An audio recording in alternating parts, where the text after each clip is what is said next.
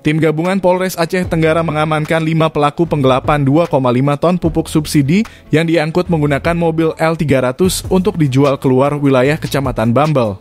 Kasat Reskrim Polres Aceh Tenggara Ibtu Bagus Pribadi mengatakan kelima pelaku itu diamankan beserta 1 unit mobil L300 pada hari Kamis 31 Agustus 2023 sekira pukul 13.30 waktu Indonesia Barat.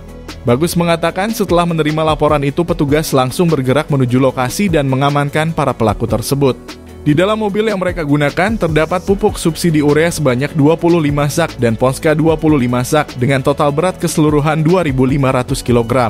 Adapun kelima pelaku tersebut ialah S, M, H, Z, dan S. Mereka diduga menggelapkan pupuk subsidi itu untuk dijual ke Kecamatan Bukit Tusam.